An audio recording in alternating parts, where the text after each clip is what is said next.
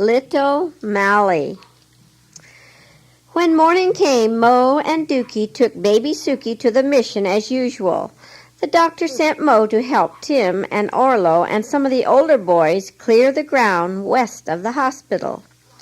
Roots and stumps that had been upturned when the ground was plowed had to be pulled up to dry for firewood. Soon the fertile ground would be planted to beans or other crops. "Did you hear the news?" asked Tim as Mo came to help him with a heavy stump.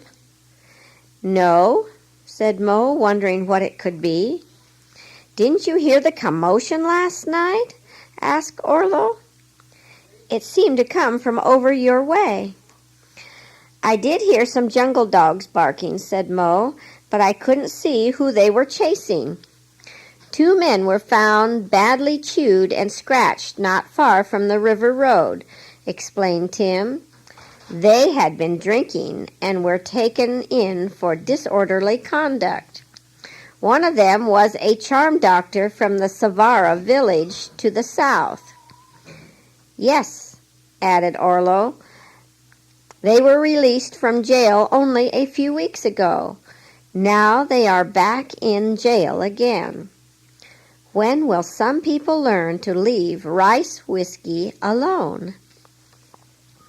As Mo worked, he listened to the comments of the boys. It was a strange coincidence.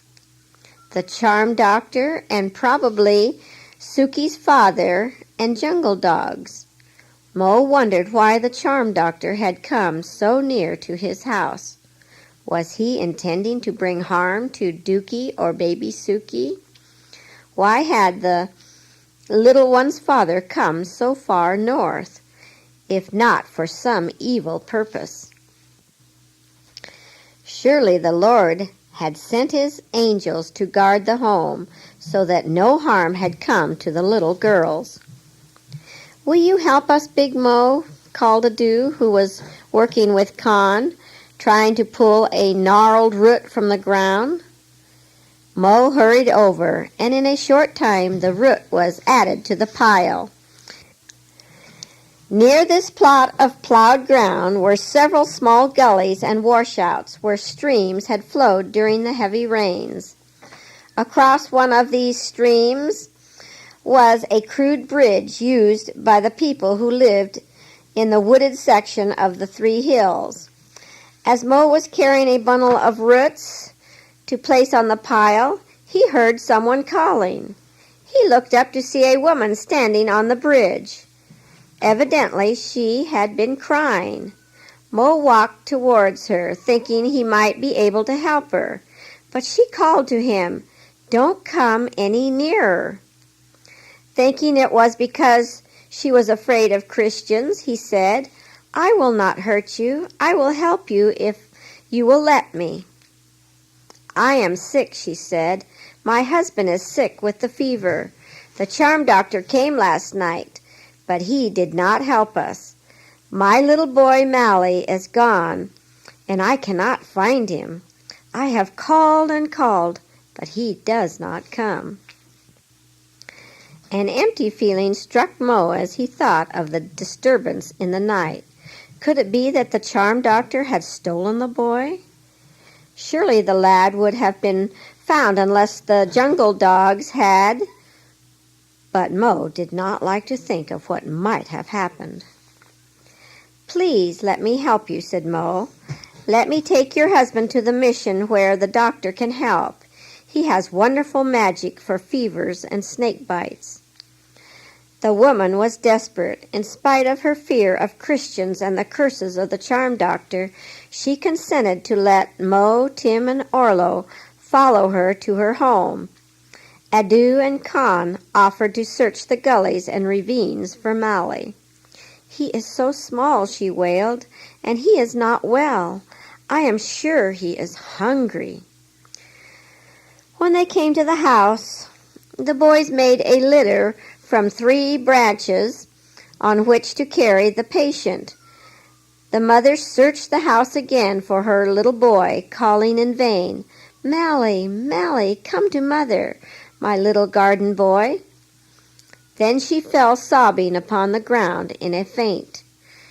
"She can't walk to the hospital," said Orlo, as he picked up one end of the litter while Tim took the other. "I'll carry her," said Mo. "We must hurry. I will follow you." Taking the unconscious woman in his strong arms, he made his way up the path behind Tim and Orlo. Adu and Con went along the gullies, searching for the 2-year-old boy. Down over crags and tangled brush they climbed. They looked into every hole and tangled mass of debris along the banks of the washouts. They called and called, but only the echo of their voices came back to them. "Mally, Mally," called Con. He thought he heard an answer to his call. "Did you hear something?" he asked his companion. "I thought I did," replied Adu, "but it might be the mynah birds calling to each other. There are so many noises in the jungle. Call again." "Mally, Mally," called Con. They listened anxiously, but only the echoes replied. Adu began, "Remember the old parrot we had at the mission, and how he would mock people who laughed and children who cried?" "Yes," laughed Con. "He even made a noise like the squeak of the pulley at the well. We would run out to see who was drawing up water, and there was nobody. People in the village said it was the spirits drawing water, but we know it was only the parrot." "There is that sound again. Did you hear it, Adu?" "Yes, it sounded like a child crying, calling his mother. It seems to come from across the stream. We must be careful, Con, for a leopard can make a noise that sounds like a child crying. Anyway, I have my wood hatchet, and I have my knife," said Con. "I'm not afraid. Let's cross the stream."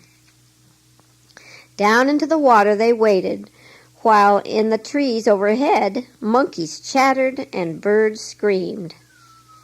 "Mally, Mally," the boys called again and again, but there was no answer. "We must have been mistaken," said Adu. "Shall we go back?" "We might as well," said Con.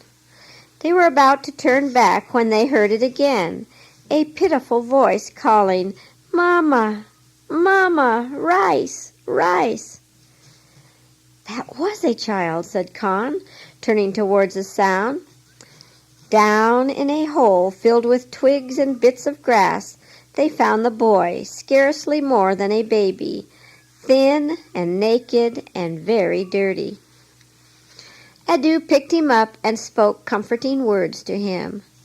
"Mama, rice," the little one said, holding out his hands. "I'll take you to Mama and give you lots of rice, but first let's give you a bath in the stream. It is muddy, but it might do some good. When we get to the hospital, we will give you a nice bath with soap. How does that sound to you?" "Mama, rice," Mally said in a pleading tone. "Mama and rice, lots of rice," Adu promised as he bathed the child in the stream. "You are a cute little fellow when you are clean," said Con. But Mally was not impressed with the compliment. He only held out his dripping hands and wailed, "Mama, rice!" Adu carried Mally tenderly as he followed Con down the jungle path, past the crude huts of the villagers, and across the bridge and over the rough plowed fields. "Con," said Adu, "this little one seems hot. Do you suppose he has the fever too?" "It could be," agreed Con. "Do you want me to carry him the rest of the way?" "Thanks, but I think he's asleep. I can carry him the rest of the way." In a short time, Adu placed the sleeping child in the arms of the mission lady. Tenderly she put him on a bed and called the doctor. "They found the little boy," she said. "Shall I go and inform the mother that he is safe?"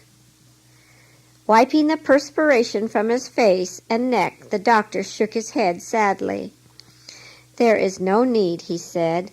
"The father was dead on arrival, and the mother, I did everything possible, but the fever had gone too far. But come, let's look at the child. Perhaps there is still hope for the little orphan. The poor little fellow is half starved. There is no way of telling how long it has been since he has eaten a bowl of good rice. No doubt he has existed on whatever he could find." The doctor examined the sleeping child. "I will do what I can," he said. One of the nurses, Sue Marie, was given charge of Mally. She gave him a bath and carried out the doctor's instructions.